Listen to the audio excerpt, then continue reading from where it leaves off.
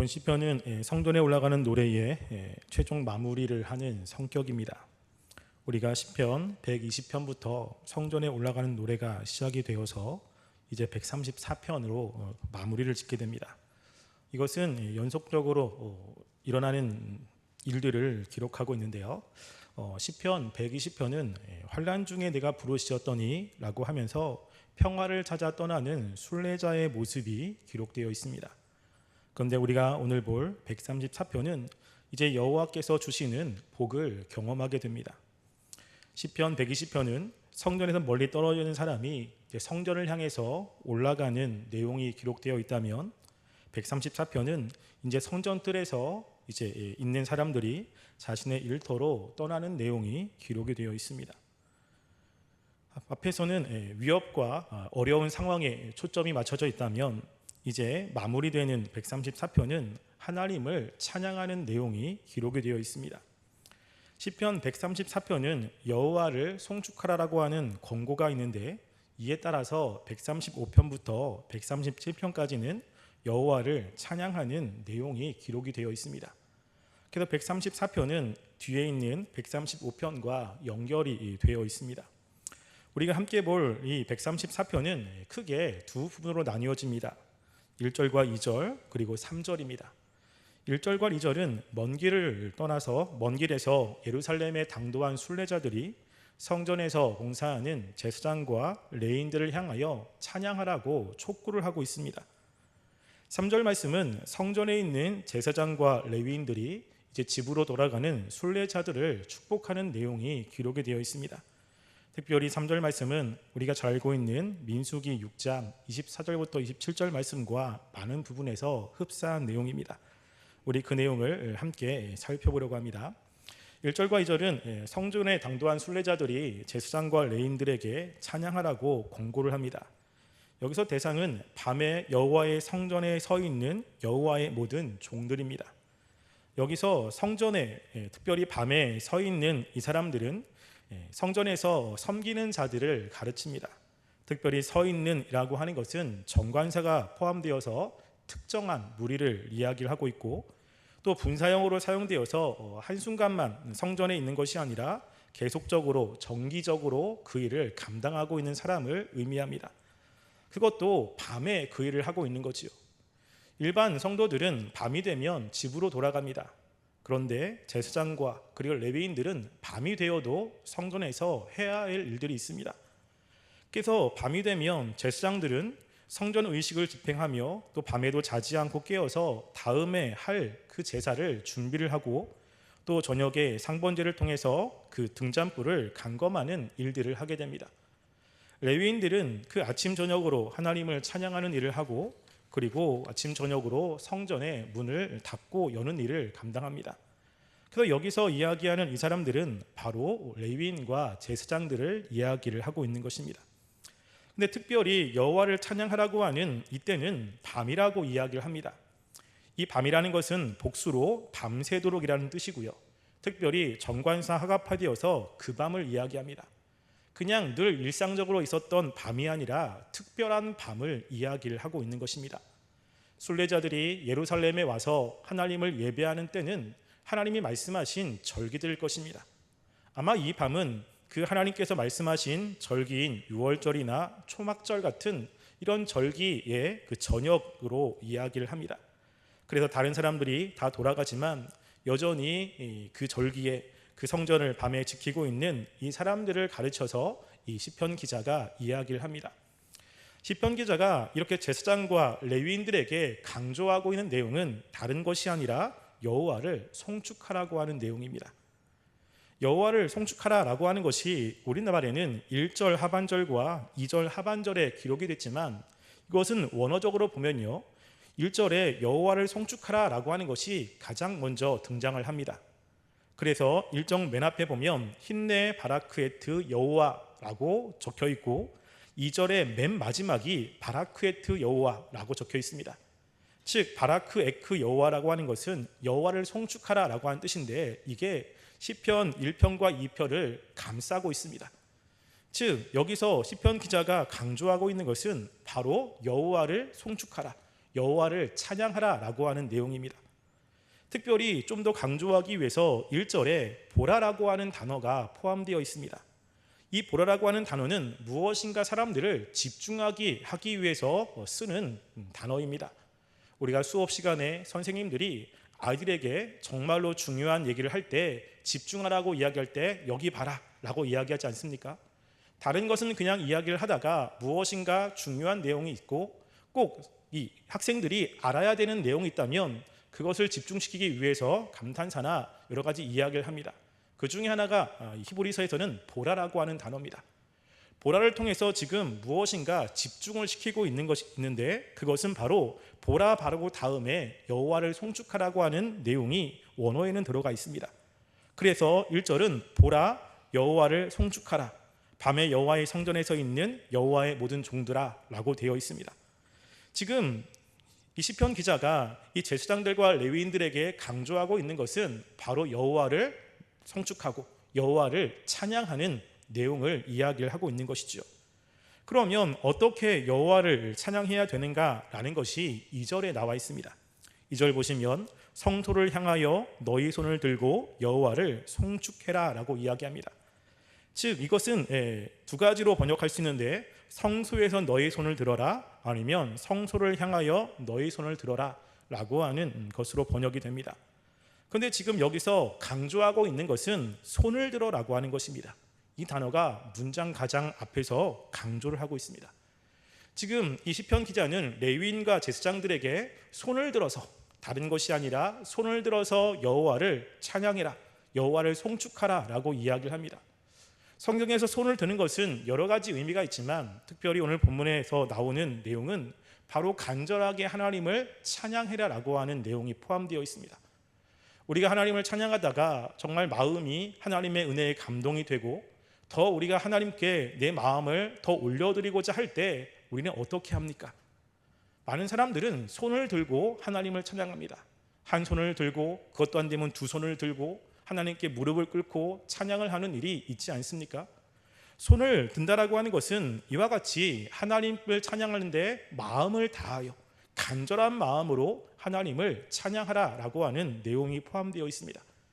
즉 이 시편 기자는 1절에서 밤에 여호와의 성전에 선 여호와의 모든 종들 레위인과 제사장들에게 여호와를 송축하라고 당부하고 있고 2절에서는 그들이 하나님께 마음을 다하여 하나님을 예배하고 찬양하라고 지금 이야기를 하고 있는 것입니다. 어찌 보면 너무나 당연한 이야기죠. 우리가 여기서 한 가지 생각해야 될 것이 있습니다. 지금 이때는 하나님의 구원을 기념하는 절기입니다. 모든 사람들이 하나님의 그 은혜에 감사하여 성전에 올라왔습니다. 그러면 그 하나님의 은혜에 감사하여 하나님을 찬양하고 하나님을 높이고 하나님께 예배드리는 것이 너무나 당연하고 특별히 성전에서 하나님께서 구별한 이 사람들이 더 하나님을 찬양하는 것은 너무나 당연한 이야기입니다. 지금 당연한 이야기를 지금 하고 있는 것입니다. 어떻게 보면 이런 이야기가 할 필요가 없습니다. 왜냐하면 레위인들과 제사장들은 가장 하나님 근처에서 하나님을 섬기는 사람들이고 하나님을 어쩌보면 누구보다 잘 알고 있는 사람들이고 하나님의 말씀을 누구보다 박식하게 알고 있는 사람들입니다. 그러면 이런 절기에 마음을 다해서 하나님을 찬양하는 것은 모르지 않을 것입니다. 그런데 지금 시편 기자는 이렇게 이 절기에 레위인들에게 특별히 간절한 마음으로 하나님을 찬양하라고 두 번이나 강조를 하고 있습니다. 그 이유는 과연 무엇이겠습니까? 지금 마땅히 하나님을 찬양해야 되는 이 제사장과 레위인들의 모습이 그렇게 마음을 들여 하나님을 찬양하고 있지 않기 때문 아니겠습니까? 그들이 이 절기에 하나님이 구원해 주신 그 은혜에 감사하고 하나님이 자신의 삶 가운데 주신 그 놀라운 은혜를 생각하며 하나님을 찬양해야 되는 것이 너무나 당연함에도 불구하고 이 레위인과 제사장들이 마음을 다하여 하나님을 찬양하고 있지 않기에 시편 기자는 지금 그렇게 레위인들에게 너의 마음을 다하여 손을 들고 하나님을 찬양하라고 이야기를 하고 있는 것입니다. 이 부분에 대해서 존 칼빈은 이렇게 주석을 했습니다. 존 칼빈이 한 주석을 읽어드리겠습니다. 우리는 시인이 말하려는 의도가 레위인들에게 찬송의 의무를 절감시키려는 데 있음을 알 수 있다.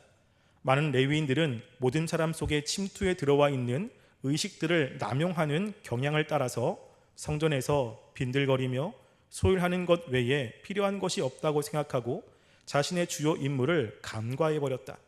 만일 그들이 하나님을 영적으로 섬기지 않고 또 모든 외적 의식을 그들의 주된 제사에 돌리지 않은 한 단지 밤에 성경을 지키고 등불을 밝히며 제사를 드리는 것은 결코 중요하지 않다는 사실을 시인은 보여주려 한다라고 이야기합니다. 그들은 하나님의 일을 한다고 생각을 했고 이를 통해서 자신들이 하나님을 잘 섬기고 있다고 생각을 했을 것입니다. 그런데 그렇게 외적으로는 하나님을 섬기지만 그들의 마음이 하나님을 향한 간절한 마음이 없다면 그들이 하고 있는 그 모든 일들은 그렇게 하나님 앞에 중요한 일이 아니라는 것을 강조하기 위한 것이라는 것입니다. 하나님께서 우리들에게 원하시는 것은 바로 하나님께 마음을 들여 하나님을 찬양하는 것이겠죠. 우리가 이런 레위인과 이 제사장들의 모습을 통해서 우리 자신을 한번 생각해 보았으면 좋겠습니다. 우리도 하나님의 은혜에 감사해서 주일마다 나와 하나님을 예배합니다.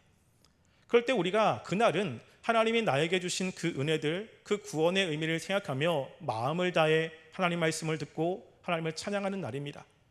근데 내가 오는 그 주일은 나는 어떻게 그 하나님께 나오고 있습니까? 주일날에 예배는 드리러 나오지만 나의 마음은 어떤 마음입니까? 한번 생각해 보았으면 좋겠습니다.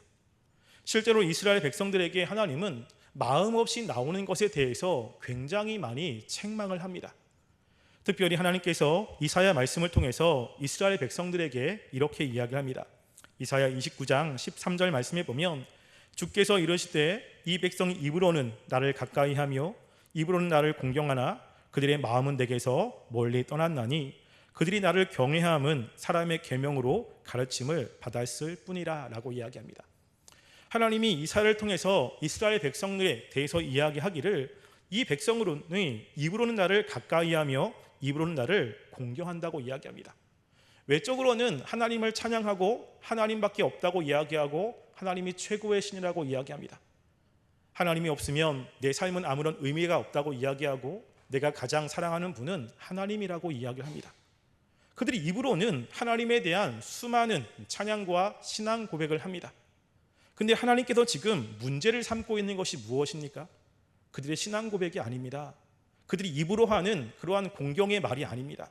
하나님이 지금 문제를 삼고 있는 것은 그들의 마음은 내게서 멀리 떠났나니라고 하는 겁니다. 입은 하나님을 찬양하지만 마음은 하나님을 그렇게 찬양하지 않습니다. 입으로는 하나님을 사랑한다고 이야기하지만 그 마음 가운데 하나님의 사랑이 존재하지 않습니다. 그들이 하나님께 나와 예배도 드리고 온갖 종교적인 행동을 하지만 그 마음이 하나님에 대해서 냉랭합니다. 근데 그들이 왜 이렇게 하나님께 나와 입술로 이렇게 하나님을 찬양하고 공경한다고 이야기합니까? 그것은 그들이 나를 경외함은 사랑의 계명으로 가르침을 받았을 뿐이라고 이야기합니다. 즉, 다 그렇게 해야 된다고 이야기를 하는 거죠. 신앙생활은 그렇게 해야 되고 하나님을 예배하기 위해서는 그렇게 해야 되고 이것이 하나님이 기뻐하시는 거라고 가르침을 받은 것이지 그 마음의 중심으로 하나님을 사랑하고 하나님을 높이는 마음이 없다는 것을 지적을 하고 있습니다. 말라기서에도 마찬가지죠. 하나님이 말라기 선지자를 통해서 지금 제사장들, 특별히 하나님의 일을 감당하는 사람들에게 이야기합니다. 거기에 보면 내 이름을 멸시하는 제사장들아 라고 이야기를 합니다. 제사장들에게 하나님의 이름을 멸시한다고 이야기를 합니다. 제사장들이 이 말을 들으면 깜짝 놀랄 것입니다. 왜냐하면 십계명에도 하나님의 이름을 망령되이 부르지 말라고 이야기를 했기 때문에 그들이 입으로 하나님을 멸시하거나 아니면 하나님의 위엄을 깎아내리는 그런 말은 하지 않았을 것입니다. 하나님은 이 제사장들에게 내 이름을 멸시한다고 이야기를 할 때 제사장들은 아니 하나님 우리가 어찌 주의 이름을 멸시하였나이까 라고 항변을 합니다. 우리는 실제 하나님을 그렇게 멸시한 적이 없습니다. 하나님을 무시한 적도 없습니다 라고 항변을 하지요. 그때 하나님께서 이 말라기 선지자를 통해서 하는 이야기는 바로 하나님께 가지고 오는 그 재물이 눈먼 그런 재물, 병든 것, 저는 것 이런 것들을 하나님께 드린다라고 하는 겁니다. 하나님께 가지고 오는 그 헌물이 최상품, 가장 좋은 것을 드려야 되는데 이들이 하나님께 나오는데 그 재물을 눈먼 것, 병든 것, 가치 없는 것들을 가지고 온다는 것이죠. 하나님께 나올 때 재물을 가지고 나와야 됩니다. 하나님께 재물을 가지고 나오지 않으면 하나님이 그 예배를 받지 않습니다. 하나님이 예배를 받지 않으면 자신의 삶이 어려워집니다. 자신이 살기 위해서는 하나님의 도움이 필요합니다. 주님께 예배는 또 짐승을 가지고 나오죠. 근데 하나님이 그렇게 소중하지 않습니다. 하나님이 하라고 해서 하긴 하지만 이것을 하지 않으면 무엇인가 내게 화가 있을 거라고 생각을 해서 하나님이 원하시는 중요한 것, 정말로 하나님께 더 가치 있는 것을 드리기보다는 형식적으로 하나님께 제물을 드리는 이러한 모습을 보고 하나님이 말씀하기를 나를 멸시한다고 이야기를 합니다. 지금 제사장들은 그 당시에 율법에 나와 있는 그 율법대로 그 계속해서 이야기한 그 전통대로 하나님을 예배하고 있습니다. 그들이 외적인 모습에는 그렇게 문제가 될 것이 없을 거라고 생각합니다. 그런데 하나님이 보시는 것은 무엇입니까? 그의 마음입니다. 하나님이 정말로 소중하다면, 하나님의 그 은혜가 너무나 귀한 것이라면 하나님께 나올 때 정말 가치 있는 짐승, 그리고 굉장히 최상급의 짐승을 가져 나와야 되지 않겠습니까? 우리가 주님께 나와 예배를 드리는데 우리가 하나님께 나와서 주일날 예배를 드린다고 생각을 합니다. 근데 내 마음이 정말로 하나님의 은혜에 감사해서 또 하나님을 찬양하고 싶어서, 하나님을 높이고 싶어서, 하나님과 교제하고 싶어서 나오는 예배입니까? 아니면 예배를 나오지 않으면 뭔가 마음이 찜찜하고, 예배를 나오지 않으면 무엇인가 하나님께서 내 삶을 힘들게 만들 것 같고, 그렇기 때문에 예배를 그냥 형식적으로 나오고 예배를 드렸다는 것에 만족하는 신앙생활을 하고 있습니까? 지금 여기서 시편 기자가 이렇게 제사장과 레위인들에게 이야기하는 것이 바로 그들이 마음이 없는 그러한 형식적인 신앙생활이라고 이야기를 하고 있습니다. 우리가 정말로 하나님 앞에 바른 모습으로 살고자 한다면 우리 마음 가운데 하나님의 그 은혜에 대한 기쁨, 또 하나님이 주시는 그 은혜의 풍성함을 우리가 다시 한번 깨닫고 하나님께 나아가게 되는 모습이 있어야 될 것입니다. 그래서 우리가 주님께 나올 때 하나님 다른 것보다 하나님이 준 그 은혜에 감사하여 하나님을 만나고자 하는 마음으로 주님께 나오는 그런 모습이 되게 해달라고, 우리의 마음을 바꿔달라고 기도하며 나가는 삶이 되기를 간절히 소원합니다. 3절 말씀에는 이제 제사장이 순례자들을 축복을 합니다. 3절 말씀에 보면 천지를 지으신 여호와께서 시온에서 내게 복을 주실지어다 라고 이야기합니다. 제사장의 축복이 간단하게 기록이 되어 있습니다. 1절과 2절은 순례자들이 성전에서 봉사하고 있는 그 레위인과 제사장들에게 하는 이야기라면, 이제 3절의 내용은 성전에서 봉사하고 있는 이 제사장들이 이제 자신의 집으로 돌아가는 순례자들에게 이야기하는 그 내용입니다. 그들을 축복하고 있죠. 지금 제사장들, 특별히 하나님을 신실하게 믿고 있는 제사장들은 이제 순례자들이 집으로 돌아가면 여러 가지 어려움들이 있습니다. 힘들고 괴로운 일들이 분명히 있죠. 그때 그들이 하나님의 축복 가운데 하나님이 주시는 그 놀라운 은혜들을 받기를 소원합니다. 이 내용은 아마 민수기 6장 24절부터 26절에 나오는 아론의 축복과 그 문맥이 좀 비슷합니다.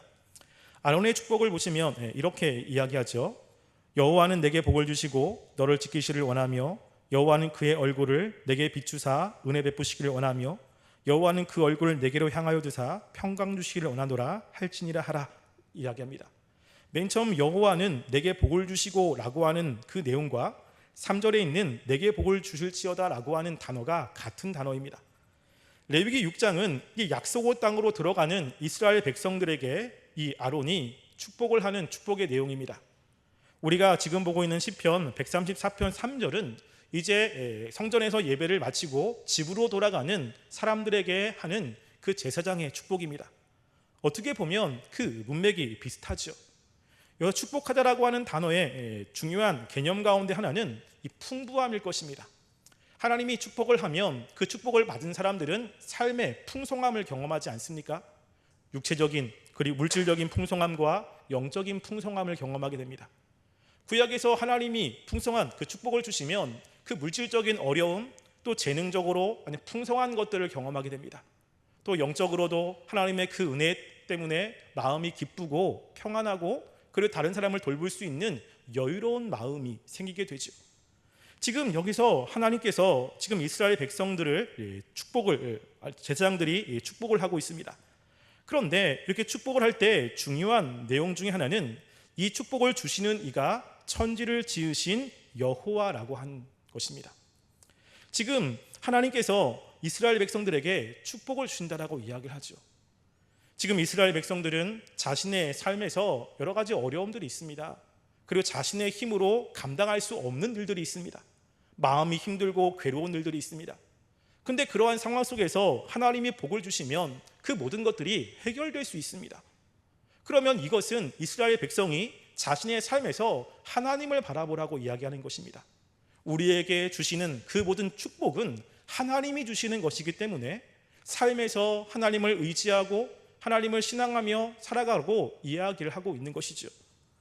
이스라엘 백성들이 하나님을 바라볼 때 지금 여기서 하나님을 이야기할 때 천지를 지으신 여호와라고 이야기를 합니다.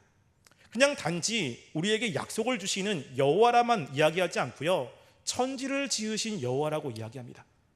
하필 천지를 지으신 여호와라고 이야기하는 이유는 무엇입니까? 하나님이 어떤 분인지를 알라고 하는 것입니다.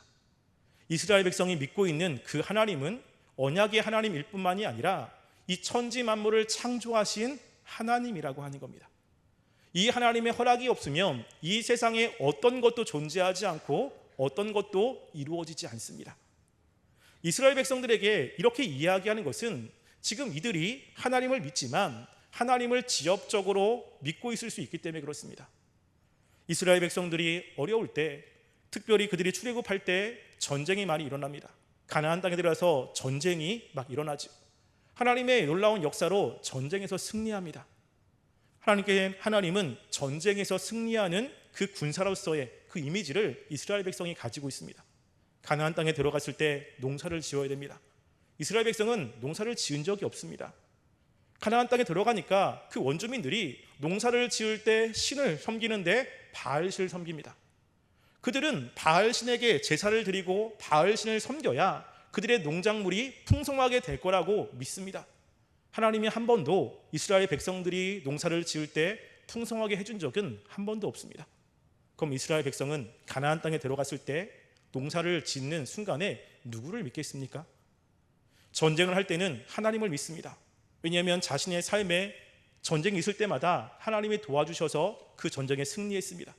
근데 하나님이 이런 농사를 지을 때 그 자신들에게 복을 준 것을 경험하지 못합니다.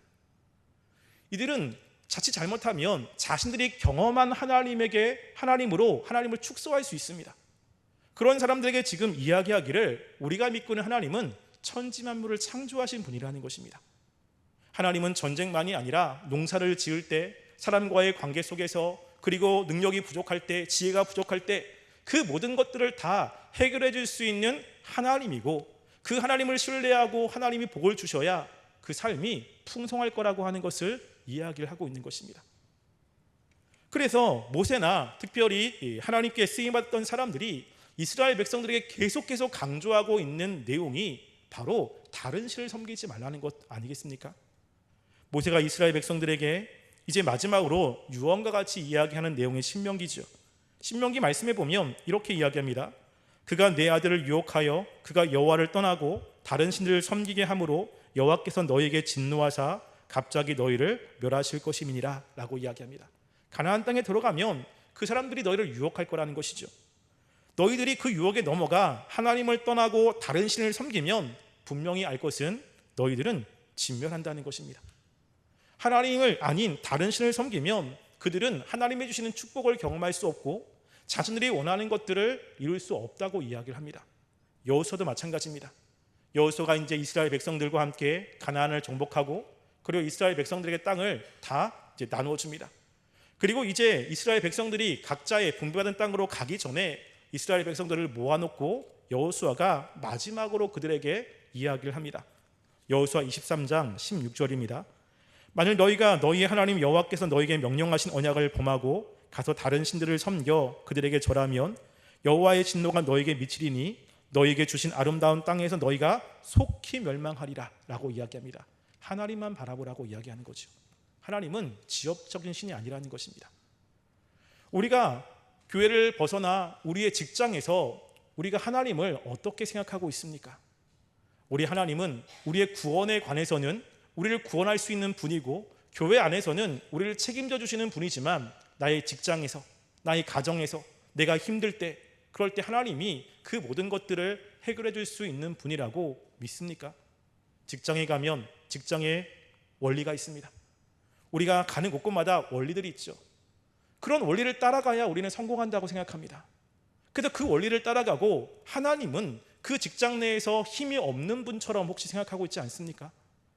교회 안에서 우리의 구원과 관련되어서, 죄와 관련돼서는 하나님이 우리를 건지시고 은혜를 주시지만, 내가 있는 곳에서는 지금 그 직장의 신들, 그 원리들, 이것을 따라야 성공한다고 생각하지 않습니까? 그래서 하나님에 대한 신앙은 교회 안에서만 있지, 교회 밖에서는 하나님이 나에게 도움이 되지 않을 거라고 생각하는 마음이 혹시 있지 않습니까? 그런 사람들에게 이야기합니다. 우리가 믿고 있는 하나님은 천지를 지으신 하나님입니다. 하나님께서 짓지 않은 것은 아무것도 없습니다. 하나님께서 영향을 끼치지 않는 것은 아무것도 없습니다. 이 세상 모든 것은 하나님의 주권 가운데, 통치함 가운데 있다는 것입니다. 그래서 교회에 모일 때 하나님의 그 은혜에 감사해서 하나님을 찬양하는 곳이고, 우리가 교회에서 흩어질 때 각자의 자리에서 천지를 지으신 그 하나님이 바라보며 그 하나님의 도우심을 구하며 살아가는 것이 신앙생활이라고 하는 것이죠. 우리가 말씀을 통해서 우리의 모습을 한번 생각해 보았으면 좋겠습니다. 우리의 교회 생활은 어떻습니까? 예배를 나올 때 우리의 마음은 어떻습니까? 우리가 예배를 마치고 집에 돌아갔을 때 가정에서, 직장에서는 어떻습니까? 우리가 하나님을 바라보고 있습니까? 나의 모든 것들이 하나님의 통치 가운데 있고, 하나님께서 모든 것을 주장한다라고 하는 분명한 믿음 가운데 내가 생활하고 있습니까? 지금 그 이야기를 하고 있는 것입니다. 우리가 이 시간 기도할 때, 하나님, 우리가 정말로 하나님의 그 은혜를 잊지 않게 하시고, 하나님의 주시는 그 은혜의 풍성함이 얼마나 깊고 그리고 높고 넓은지를 우리가 깨닫게 하셔서, 우리 마음에 정말로 하나님을 사랑하는 그 사랑이 더 커지고, 그리고 우리의 삶의 현장에서 다른 어떤 것이 아닌 하나님의 역사하심을 기대하며 믿음으로 살아가는 굳건한 믿음, 흔들리지 않는 믿음 우리에게 허락해달라고 우리가 기도하며 나가는 시간 되기를 간절히 소원합니다.